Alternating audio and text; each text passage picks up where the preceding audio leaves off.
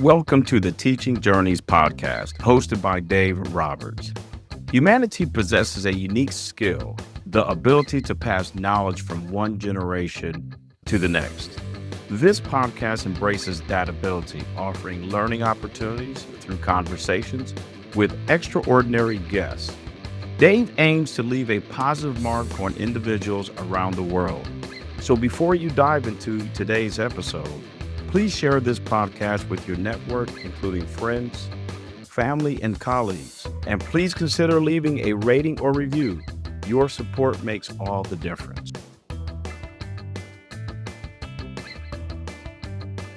Hi, everyone, and welcome to another episode of the Teaching Journeys podcast. I'm your host, Dave Roberts, and today it is my absolute pleasure to have as my guest Michelle Kuei.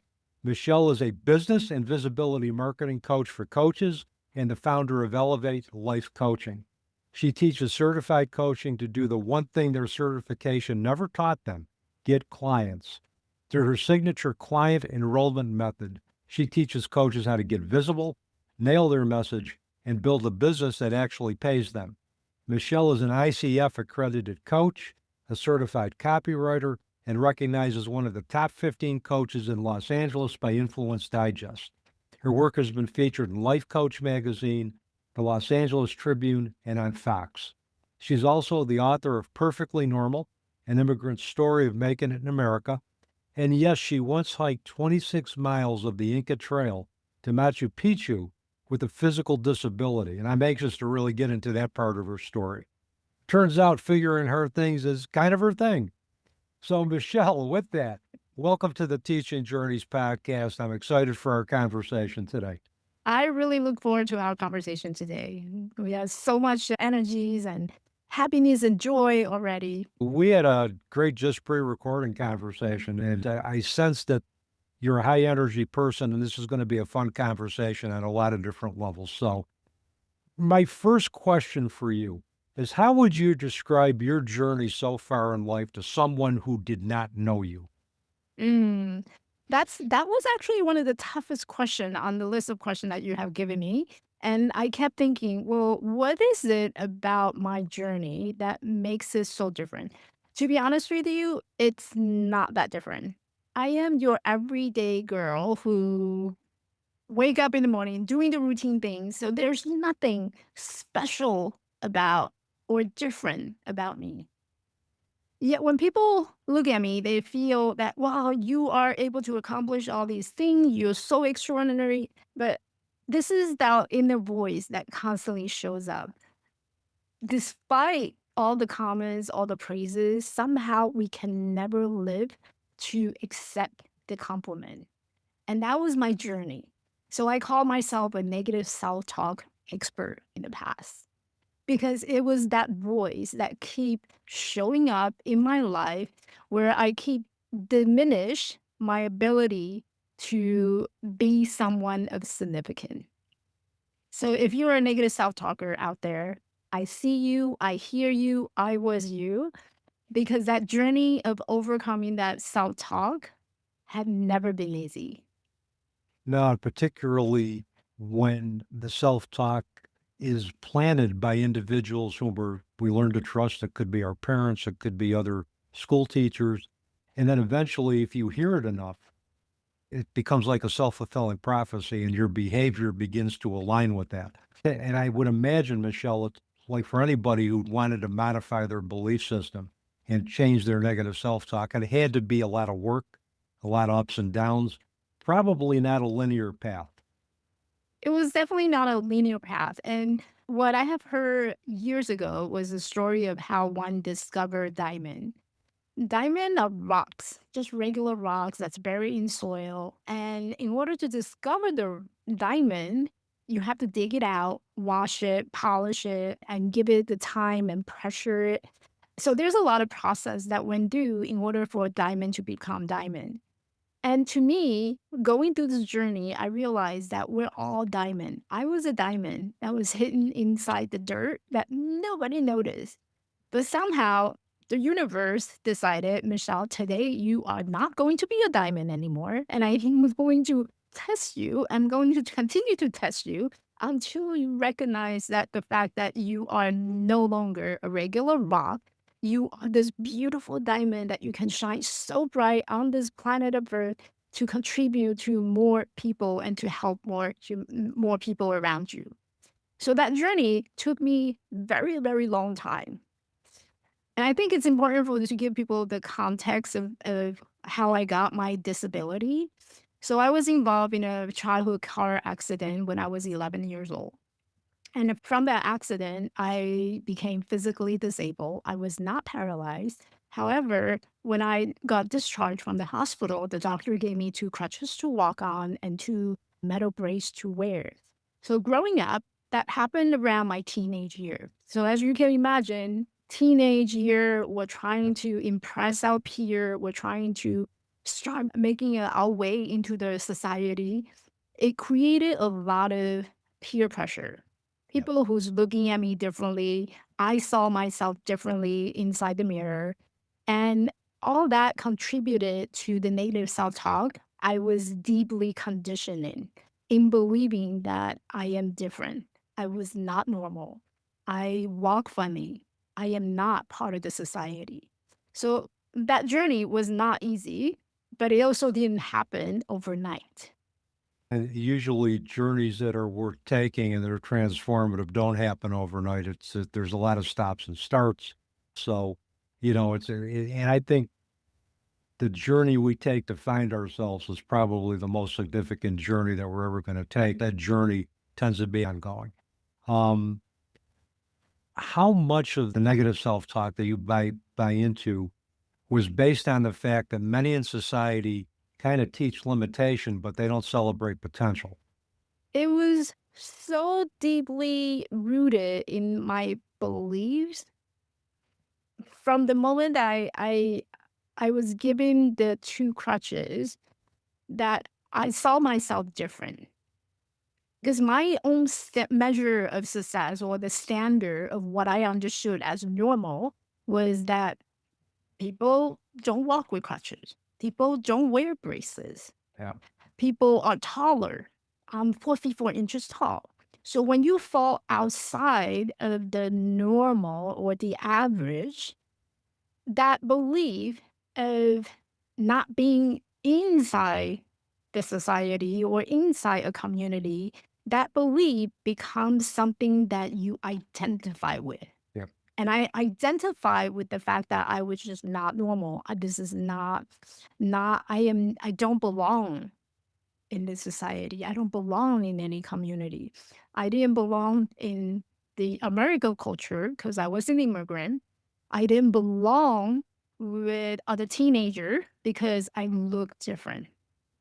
Physical education, for example, that was Mhm. not part of my curriculum. I always got excused from physical activity. So when I being excused, I became that person that they told me I was. Yeah. I told myself this is who I was. Yeah. Yeah. One of the things that drew me to wanting to have you as a guest on the podcast was your story of hiking Machu Picchu on crutches. To me, that's just incredible. I mean, how did that experience shape the way you coach women to overcome fear and take bold action in business? And how did that help you overcome s- the externally perceived limitations that were placed upon you? Mm. So I think one of the things that we were talking about was the path or the journey, right? So a lot of us don't realize that you have choices. You can choose which journey you want to be on. And for the longest time in my life, I never realized that I have this option to choose the journey I want to be on. I kept thinking, well, this is the right journey, right? Going to school, making a living, getting a doctor's degree, doing the right thing. That was my journey. Mhm. That was not my journey. I had the option of choosing a different journey, a different way of thinking what would be my journey.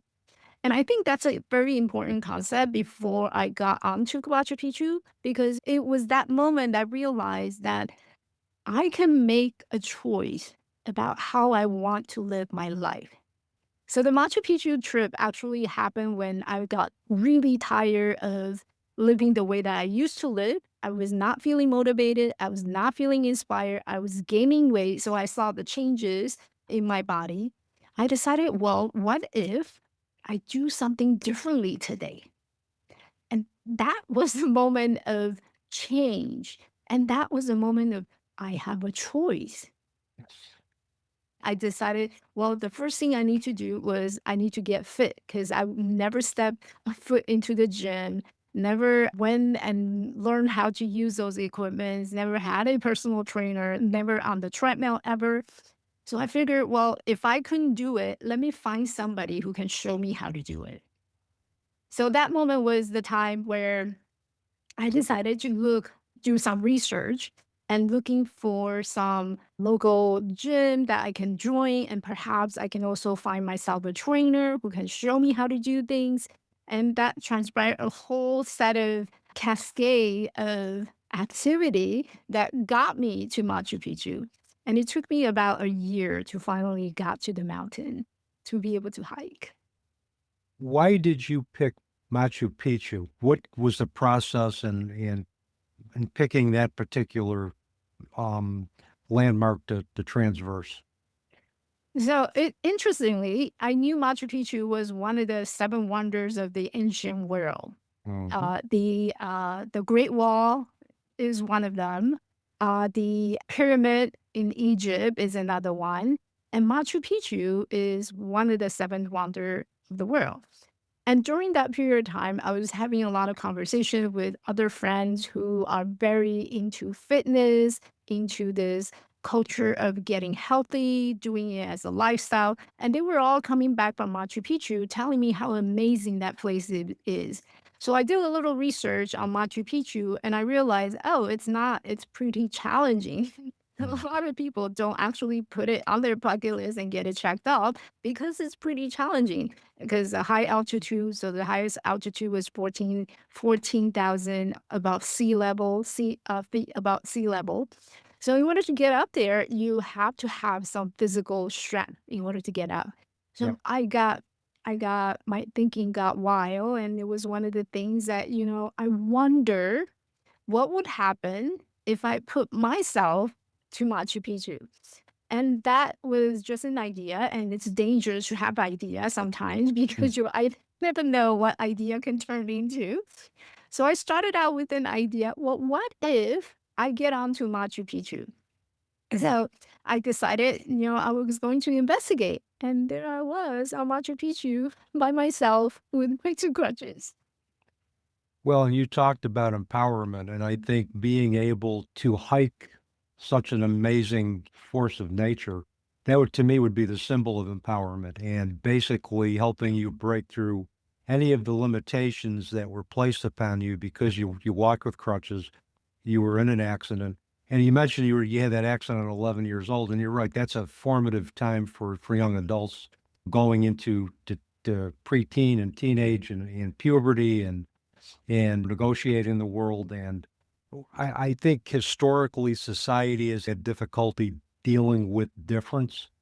And certainly somebody from a different culture would fit in that mold, but also somebody from a different culture who's on crutches, that had to be kind of a double whammy for you to have to negotiate. Yeah.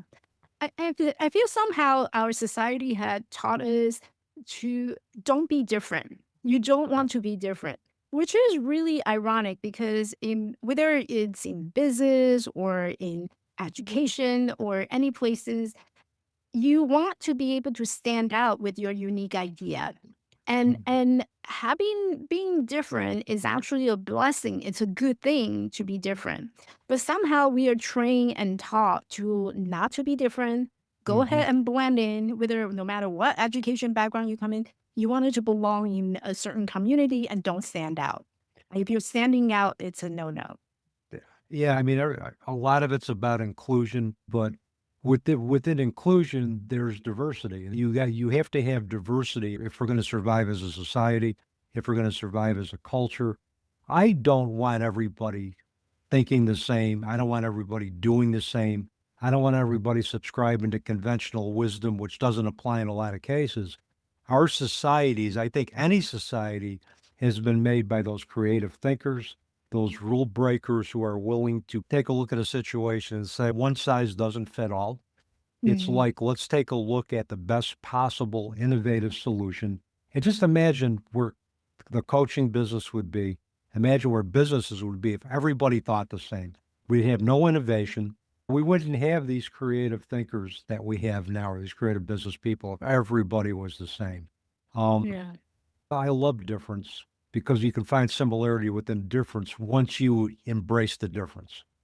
I feel like that now the society is confusing what it means to be inclusive. Inclusive doesn't mean that I have to tone down or put away my opinion. Inclusive to me, it means that we're embracing the differences Yep. of everybody, what everyone can bring into the culture. So inclusive doesn't mean that everybody's the same. Inclusive means we embrace differences. Yeah, I believe that as well. And we need to, again, if we're going to thrive as a culture, if we're going to thrive as a nation, if we're going to thrive in the world, we have to be able to do that. What does true visibility mean to you? I know you've talked a lot about visibility being more than just being online. So, what does true visibility mean, and how does that help uh, women in business or anybody that wants to engage in a business venture? I feel visibility is really about getting seen, but getting seen with values, the value that you can contribute to the society and value that you can receive from the society. I think value goes both ways. So let's say I don't have a business, and what does the visibility mean to me in at work and also in, let's say, in an education background, if you're in academic, being visible means that if you have something to say, you do not you do not stay quiet, but you also take into consideration of other people's respect and values. But with that, you're able to share your opinion. You're able to share your perspective. I think perspective is a better way than opinion, right? You can have different perspective and people value those perspective when you can bring value to the table. So there's a saying that goes, if you don't have anything good to say, don't say anything. That's Right. So that is what essentially what visibility is. If what you're saying is going to harm another person, then don't say it. Right. Keep it to yourself. Nobody wants that. The visibility is being seen, but being seen in the way that it's not harmful to others. Now, same way apply to a business setting. It's about being seen, but being seen by providing value. So a lot of what I teach in business, in marketing, is about how do you show up, whether it's on social or in your everyday interaction with another entrepreneurs, a business owner, or your client, your potential client. It's about how much value can you provide that person so that that person feels seen, so that in a reciprocate, right, there's no way that that person doesn't want to say, hey, Michelle, I've got so much value out of you, can I just pay you? yeah. And it's a relationship building foundation where you're being seen, you're allowing the other person to get seen, and in return you're providing their service, and that person would just naturally want to reciprocate that value to you. Yeah, it makes sense when somebody feels seen, they feel heard, and they're going to want to reciprocate because basically, whether you're looking at business, whether you're looking at the mental health field, whether you're looking at the addictions field, individuals, staff, and clients want to be seen. They want to be heard. They want to feel that they can share in a safe place.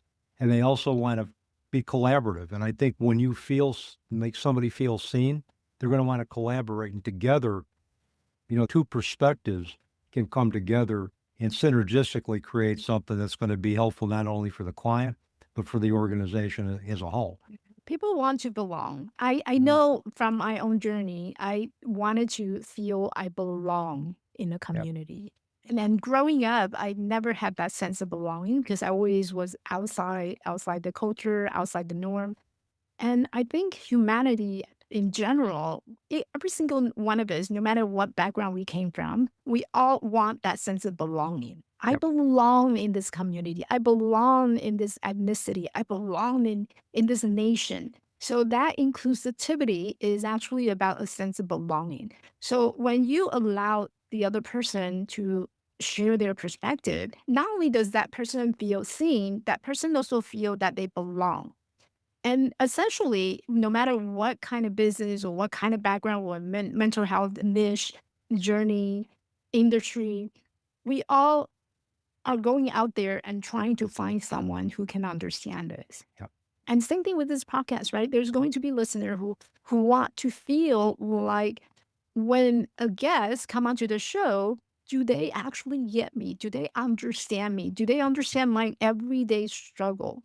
A lot of time I tell my client, people don't want to listen to what you have to offer in coaching or whatever. If you can tell them how to grow better tomato every day that they have in their garden, they'll be happy about it. So tell them about how you can help them grow better tomato because they're going to be appreciative of how much service that you can offer them.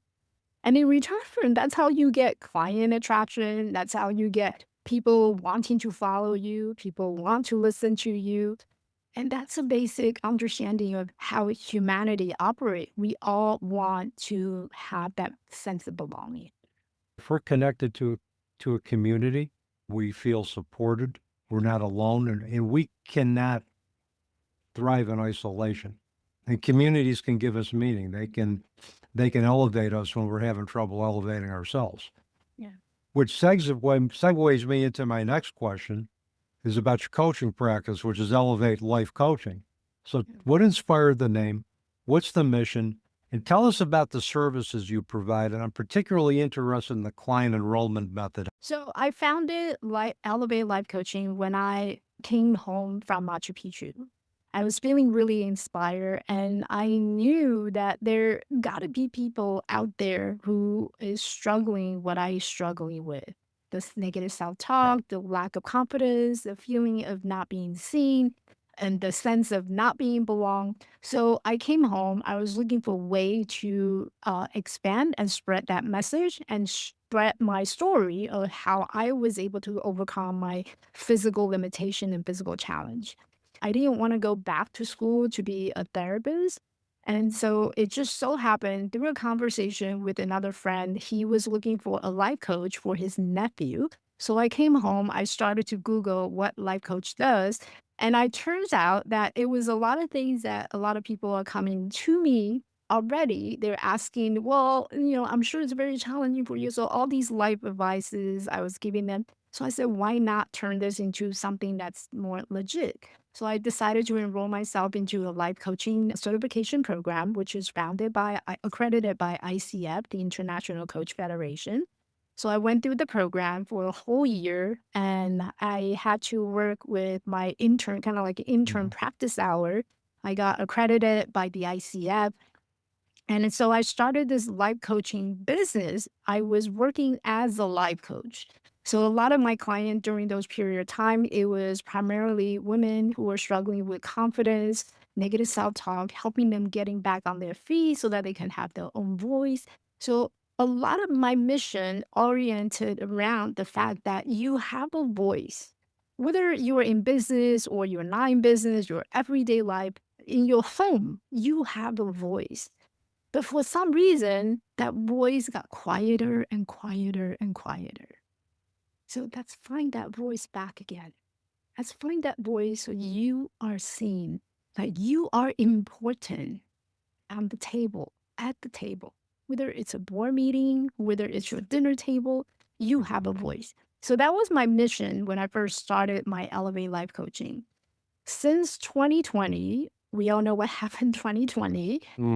After that pandemic, a lot of coaches who are trying to get their business onto social, working remotely, they started to notice how I was doing remote business online, how I was showing up on social, how I was creating content, how I show up on video. So they started to come to me and say, Michelle, you do it so well. Can you please teach me how to do that? So I started to work a lot more with coaches and online business who trying to bring their business online. So I started to show them the process of how I established this coaching business online. And a lot of it involves my 7 steps client enrollment method. And the way that I teach that method, so it's a process where I take my clients, primarily coaches, and show them how to establish an online presence, share their message, creating a signature offer so that they can go out there and helping more people. So I have this vision of how Elevate Life Coaching had evolved is where I'm standing on top of the mountain, but as I turn, I look to the woman behind me who's also building a business, who wants to serve more people, who want to get their message out. I'm holding on to her hand, and she's holding on to another person's hand. It could be her client, it could be another coach, and it's a chain of reaction where I am no longer the one person serving one client. I am this person who's leading other coaches to help other of their client. So my vision of Elevate Life Coaching had really evolved to the place where it's creating this ripple effect of if I can help one coach establish the business, that coach is going to go out there and serve more client and more people can benefit. Because at one point I realized there's no way I can do this by myself alone. And I think it's good because I think if you can inspire other coaches, they're going to inspire other coaches. And what you're going to be doing is you're going to be training master coaches that are going to spread their gifts to the world, who in turn are going to train other individuals to do what they do. And it proliferates this generation of impactful individuals for, for ad infinitum. So I think it's great. And I like the attitude that, if you can train one person, that's going to have that trickle down effect. Yeah. There's a saying that goes, you give the fisherman a fish, that fisherman will survive one day. But if you teach that fisherman how to fish, that fisherman will have fish for the rest of his life. And the teaching aspect in anything, Michelle, whether it's clinical supervision, whether it's coaching, that teaching aspect is so overlooked because if we can teach individuals and give them specific tools or make them aware of tools that they don't have, then give them the tools to practice, they're going to become more empowered. Their insight is going to correlate with behavior that will reinforce insight as habit. They will reach their goals that they set for themselves and be proactive and make a positive impact on those who come across their paths. That's just the teaching aspect does get overlooked, and it needs to be something that I think we make as a priority before we can help individuals or empower individuals to change their negative self-talk and the behaviors that accompany that. Yeah. I feel that these are skills. These are fundamental skills that we should have included in our education system, but somehow we don't have room for those soft skills. We teach in schools with the hard skills, and we keep focusing on the hard skills. So the mindset, the mental strength, all of these are soft skills that can benefit long term in our life and generations to come. But somehow we never included those into our education curriculum. We always learned it the hard way. So we teach our children how to make more money, how to be successful in the society, but we don't teach them what is the mindset that it takes in order to become successful. And once you become successful, what is that mindset that you need to have to maintain that success or to ripple, creating that impact, creating that ripple effect with success. And so I feel like the mental and the soft skills is really what's lacking in our humanity in general, not just within this country, but in humanity in general. So I have this vision of bringing more coaches and mental health healthcare providers to spread out our skills into a third world country because I feel like the education needs to happen where it's most needed, where it's lacking. And even within the state, there's a lot of people don't have the education access. And they need to start with the soft skill first before we teach them about the hard skill. I've worked with a lot of college students who are focused on getting good grades, but as far as the life skills that some of them have that have prepared them for that, the life skills seem to be lacking. Things like, basic executive functioning skills. How do I organize my time? How do I prioritize what needs to be done? How do I pay my bills? How do I work within a group concept? Some of those skills have to be ingrained first. And I think right from, early education right on, so that individuals are prepared not only to do well in school, but to do well in life, because those are skills that are going to be important to survive in any type of or thrive in any type of an environment, whether it's a nonprofit organization or a for-profit organization. Those are skills that are going to be needed. And I think every college and every high school, every elementary school, middle school should have some form of life skills training. And it's not just to prepare them for the success or how to be successful. It's also to prepare them about the failure. Life is going to have up and down, and it's not always going to be up. So how do you prepare yourself in those moments of downtime when you're stuck in a funk? How do you get out of the funk, and how do you keep moving forward and not losing your trust, not losing your belief? And those are important, just as how to prepare to be successful. Yeah, absolutely. I saw this on your website and this intrigued me. Motivation is not enough. Why? Motivation is not enough. We wake up with feeling motivated, but a lot of time we don't take action. So motivation is only step one. Having steps, having a roadmap, knowing exactly how to do things, those are important. Because motivation is only going to give you a destination, right? Let's say I'm motivated, I want to hike Machu Picchu. Great. I drop a pin on the Machu Picchu, and I could wake up and tomorrow I'm totally forgot about it because I was motivated yesterday, but not today. Today I'm motivated about something else. So once you have the motivation, what you need is what I call a 3D rule. So 3Ds. Dave, you ready for the 3D? I'm all set. All right. So the 3Ds are determination, dedication, and discipline. Motivation will take care of your determination. You're determined. I'm like motivated. I'm inspired to go to Machu Picchu. Motivation is a choice. And determination also is a choice. It's a choice that you made in that moment of time. I want to go to Machu Picchu. So the next step is dedication.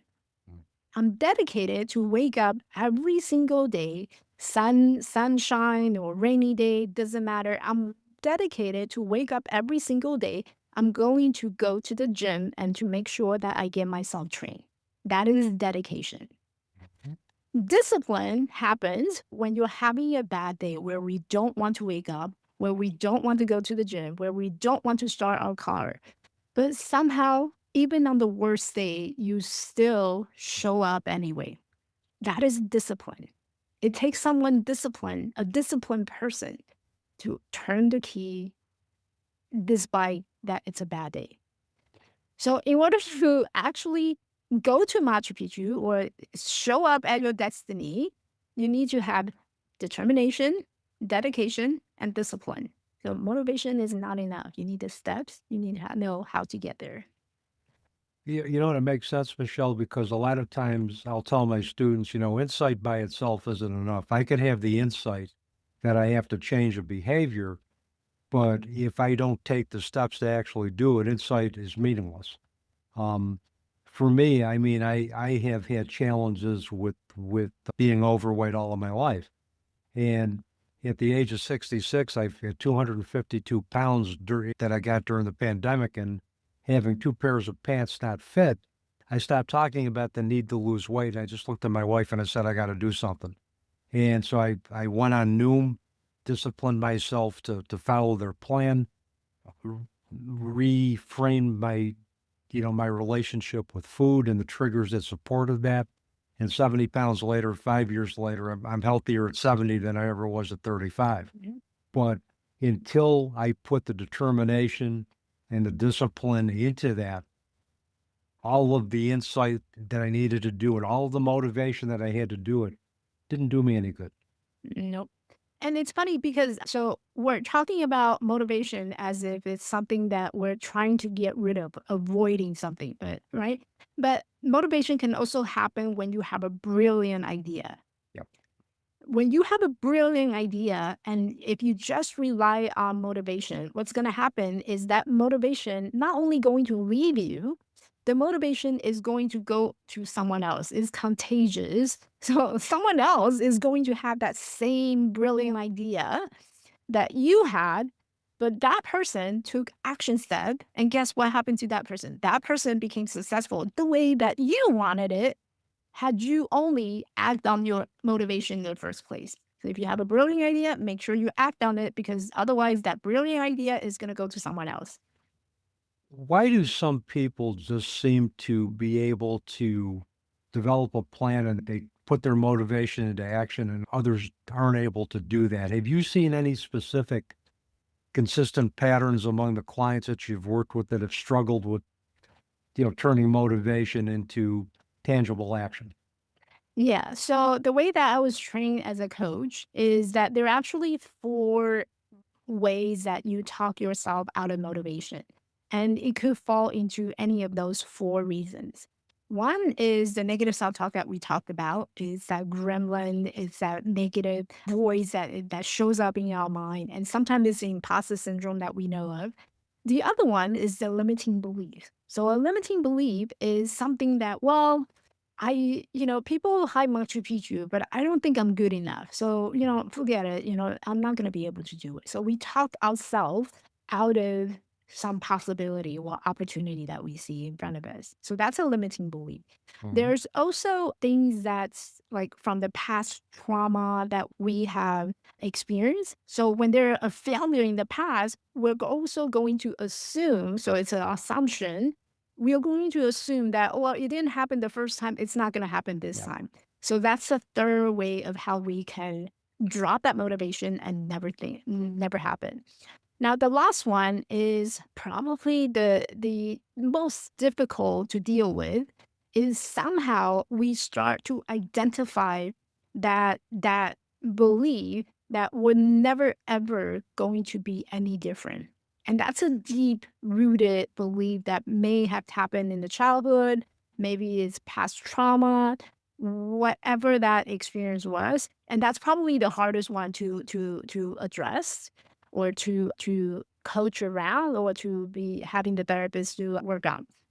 And so basically, every one of us will have experienced a variation of all 4 differently and different way. So some of us are able to address it through coaching or through therapy. And others, we never learn that these beliefs or these external things, they're not us. Mhm. We're that diamond that dug out from the dirt. So whether you want to see yourself as a diamond or you want to see yourself as a regular rock, you're still a diamond. Like deep down, it's inside of you. You're still a diamond. So the sooner that you can recognize that you are this beautiful, brightest diamond that just waiting to be discovered, the better. Yeah. Because now I'm living my life as a diamond, like I'm always been, rather than living my life as a rock. Well, a diamond disguised as a rock. Yes. Well, you mentioned, imposter syndrome, and imposter syndrome is a really tough thing to overcome, particularly when it's rooted in generational trauma, because that message has been passed on from generation to generation without altering the genetic code, but it's still a part of every future generation's way that they function as a family unit and they function in society. So the sooner we can help individuals overcome the negative self-talk that's associated with generational trauma and break those patterns of generational trauma so that they can re-engage in the world differently, I think the better off we will all be. One person's influences another, and that's something that I've learned of from my own journey is the way that I show up is going to impact how the other person is showing up. If I'm showing up as someone who's positive, optimistic, that energy is going to be so influential to someone who's next to me. Maybe that person is having a bad day. but maybe I can show up energetically, being optimist or being positive and being encouraging, then that's going to create a ripple effect on that person's day. It may not turn out to be a great day for him, but at least it's going to be a good day for Mhm. him. Yeah, or at least better. Yeah, it might just be that little moment that you're able to spread your positivity, and that is going to make your day worth. And maybe that is our purpose in this lifetime. Yeah, I think if we can spread positive, genuine energy and really use that energy to engage other humans, particularly those who may be struggling with suicidal ideations, who may be struggling with not feeling seen, that one interaction of positivity could be just enough to get them through that day, to get them through that moment, or if they're suicidal, to delay any decision they would make to act on it. So, what we do does make a difference. And as far as I'm concerned, Michelle, I saw something on a Starbucks buck sign. It's a meme that's gone around social media that you may be standing next to somebody who's trying to do their best to not fall apart. So whatever you do, do it today with kindness. Yes. And a little kindness is not going to hurt. If anything, it's going to make your day and it may make somebody else's day. And that's what it's about. And kindness doesn't have to be a big gesture. Wow. It could be just, hey, I may open the door for you. Yeah. Or hey, let me grab that coffee for you. Hey, let me grab that stuff on the Hmm. shelf, which is something that I struggle with a lot. In the past, I was always very hesitant of asking for help or allowing someone else to grab things for me because I feel like I'm disturbing that person. I'm Hmm. feeling that, I'm troubling that person. But in reality, the moment that we can let go of that, well, I don't want to trouble you, because that's what I notice a lot of people say. Well, I don't want to bother you, but can you please? You're not any bother. You're actually Yeah. allowing the other person to serve. And that's a Mhm. positive thing. That's a good thing. Yeah. Because it gives them meaning. And when you receive it just graciously and unconditionally and not apologetically, it's like it lifts their day up. And plus, it makes you feel good because you realize that you've been seen and that you're recognized as a human being. That's a part of the human race. So I think, yeah, just those little things. Like you said, Yeah. holding a door open for somebody. That person you hold the door for is going to hold the door for somebody else if there's another person coming through, and it just spreads that chain of kindness. I had to remind myself now because I'm very independent and very capable. So a lot of time I would just go and open the door myself, despite I only have one hand with my crutches.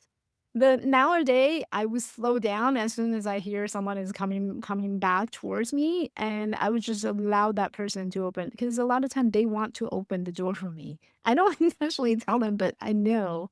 I just slow down a moment, just allowing people to show you their kindness because that's also you showing them kindness. It's a two-way. Well, and the other thing too, by allowing somebody to do something for us, we allow ourselves to be nurtured. And a lot of times, and when we're working with people, nurturing ourselves is something that we tend to forget about. So any opportunity we can to put ourselves in a position where we are nurturing ourselves is just going to make us more effective in daily life. It's a beautiful thing to have, It, interaction. yeah, Yeah. I mean, my students give me joy every day, and if I have the opportunity to interact with them, it fills my cup up. It keeps me young and it keeps me relevant. So, um, I want to talk about your book, Perfectly Normal. Tell us about your book, what it's about, and what you want readers to take away from it.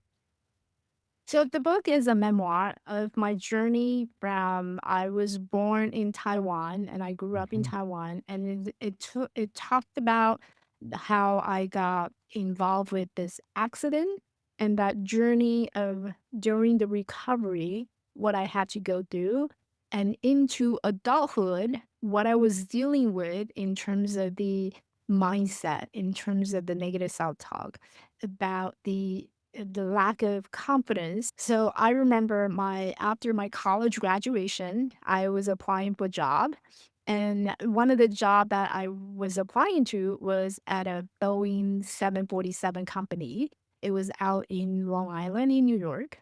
And I remember that was my first job interview that I need to go through. And on the day of the interview, I brought my mom. I brought my mom to my first job interview. And I told my mom to wait in the car, but I could never forget how little confidence I had about myself walking into that big building and sitting across the interviewer and describing why they should be hiring me. When I think back that journey, I remember it because you will never forget how you brought your parents to the interview. I don't think anyone have ever done that, but that just tells you how much confidence I had, which is not much. And there I was applying for a position to be the manager. That tells you a lot about what I was going through. I don't remember if I actually wrote that specific in the book, but I did mention that I brought my mom to the job interview. So that's what the book is about. My journey through as growing up until I became a life coach. I did not. I know people ask me this all the time. I did not write about my Machu Picchu journey. I feel that's a sequel for the next book. Yeah, as you were telling us about your first book, I kind of figured there's going to be another book in you. There's going Yeah. to be many more chapters that are going to be authored. Coaches that are starting out and are feeling overwhelmed, what is the first step for them to get noticed and to build momentum? And how do you help them do that? So the first step is to get out of their own head. But what we have talked about so far is really to get out of their own head, and it's really thinking about the clients that they want to serve. And I feel like this applies to a lot of different industry, not just coaches. But a lot of time we approach something, we're thinking about, oh, well, I want to do this. I want to do X, Y, and Z. I want to be successful. I want to make this much money. But we forget that there's there's on the opposite end, there's someone who's buying your service, who's reading your book, who's receiving what you're putting out there. So instead of thinking about, I want to do this, think about how I can be of service for others. Who do I want to serve? And that's more important than thinking about, well, I want this business to be six figure. I want this business to be seven figure. But until you have the client who see the value of working with you, that's not going to happen. So let's drop that, get out of your own head, and let's think about, who do I want to make a difference? Who do I want to impact today? Who do I want to serve today? Yeah. That's going to see the value of having me in his or her life, that he's willing to take out the wallet and pay me to do so. I feel like a lot of coaches, their first step is to really just stop thinking about themselves. We think too much about what this business means for us. We stop listening to the people who's around us. We stop listening to people on the street. We're simply too afraid to ask people, really, how was your day, Dave? What was the highlight for your day today? Mhm. We stop listening.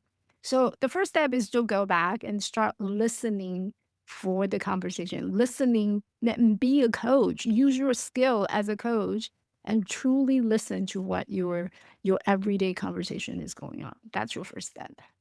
Yeah, I think any good coach, any good therapist, it begins by being a good listener. Mm. You have to have establish those listening skills to see what the client wants, but also to determine the type of client that you want to attract to your business. Or as a therapist, what type of client do I feel the most comfortable working with?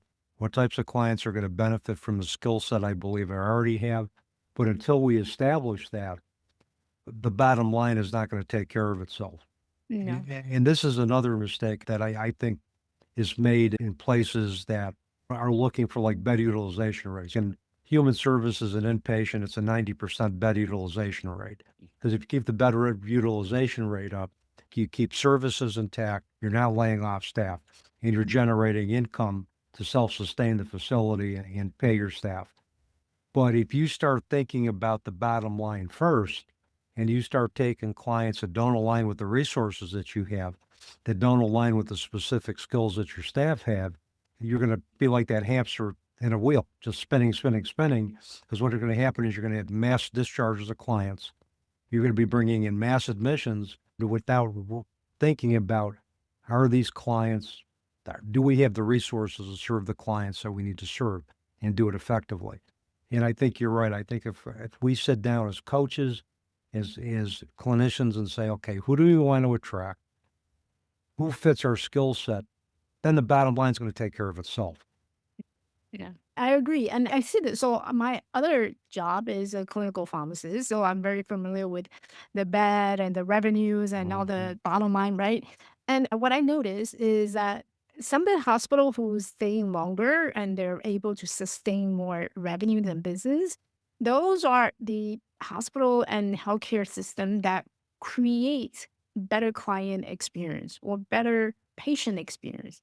When you have happier patients, when you're listening to what they have to say, your bottom line start to increase. You're able to have more staff available. You're able to do all this. But it comes from your patient experience, your client experience. Yeah, and that drives everything.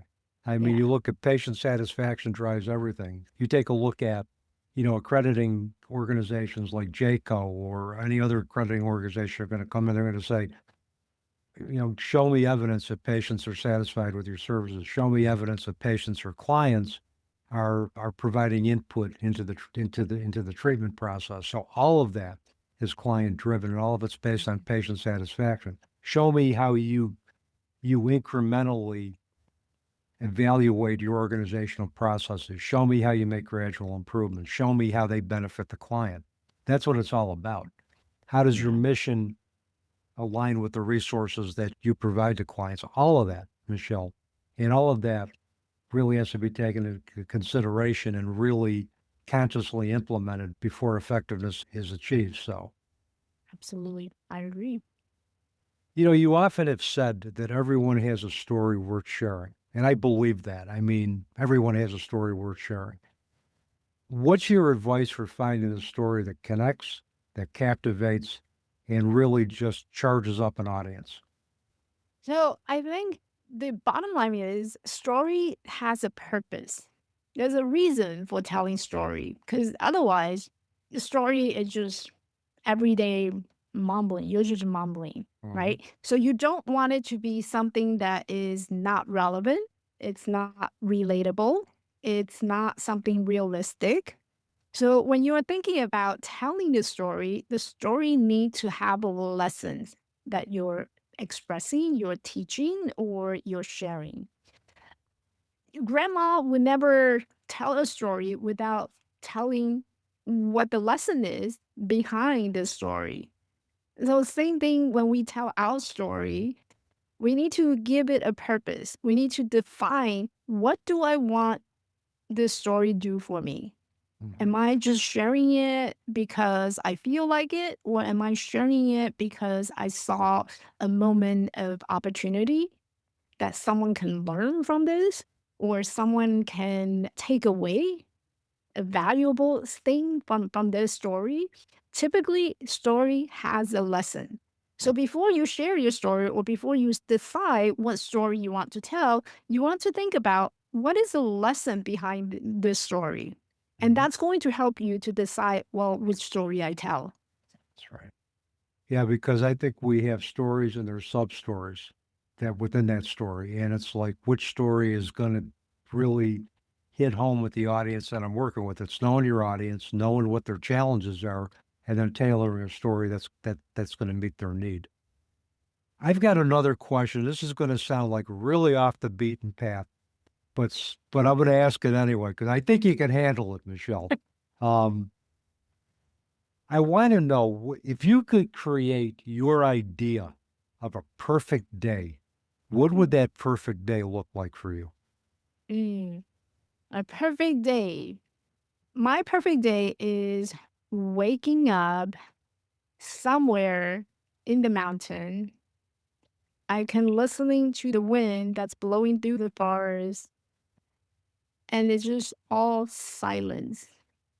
I am in that moment where I don't have to worry about anything, and it's just me, myself, in the woods. I would love that. Yeah, nature, we can draw a lot of peace from nature. It's great for our physical and our mental well-being. Yeah, I was, as you were talking about that, I was picturing myself in that scenario. So thank you for that. Um, and audience noticed there wasn't anything about money in there or making money or making it by, making $1 million by the time I was 20 years old. It was all about just being with yourself, communing with nature, sitting in the quiet, um, and not having to think about much other than that moment. So thank you for that, Michelle. And I think a lot of the chaos is because we cannot sit with ourselves in the quietness, in the stillness. Being yourself is one of the hardest things we can ever do. And I think sitting with ourselves is one of the hardest things that we can do. We have trouble being our own best friend, I think. I agree. I was my own worst friend. I read this in one of my favorite books on the afterlife of Billy Fingers. He said, why, something to the effect of, why should we have to earn love when it's something we were already born with? And we shouldn't have to earn love. We are innately born as loving human beings. It's all the contracts and the conflicts in life that cause us to believe that love might be transactional, it might be conditional, or that we're not deserved to be loved. But we are just by virtue of who we are. So, I believe that. We're a diamond. I'm telling you, Dave, we're diamonds. yeah, that might have to be your new logo. It might have to be my logo. Yep. A new diamond. Yep. And you don't even need to give me credit if that's the case for that. But you've talked about diamonds. I would strongly encourage that to be part of your next brand. Next brand. It'll be my signature talk. My next signature talk about diamonds. Yeah, let me know if that becomes a TEDx talk. I'll be one of the first ones to watch when it comes out. So, Michelle, you've left us with so many good things today. I mean, I've lost count of the number of really takeaway, tools that my audience can use. But if you're going to leave us with just one more ultimate takeaway, one message for today, what would that be? I have this moment where I feel like every day is a choice. You wake up, you can choose happiness or you can choose misery. And right now, in this state of society, economy, and culture, you can choose to believe what you're seeing, and you can choose to rise above what you're seeing, what you're believing. Mhm. And you have to remember that that choice is entirely up to you. You get to decide how your day is going to be. So some days is going to be bad, some days it's going to be good. But remember, you also have to choose. You also have the ability to choose that today I'm going to make it a good day. Mm. And remember, once you choose it, that's your determination. And you follow the determination, dedication, and discipline. And that's how you turn a bad day into a good day. And that also reminds me of something I read is that we are given one life. It's neither good or bad. Whether it's good or bad, it's up to us. I agree. 100%. Me too. Michelle, my last question for you.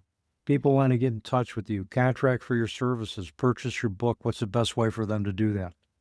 The best way to do that is through my website at elevatelifecoaching.org. They can go visit my website. A lot of information would be on the website. And I will make sure your contact information gets in the episode notes before we go live. So with that, Michelle, thank you so much for just a delightful conversation. I truly had a lot of fun spending time with you today, and I hope we can do this again in the future. I look forward to it. Thank you. And with that, that's a wrap on another episode of the Teaching Journeys podcast. I'm your host, Dave Roberts, wishing you peace.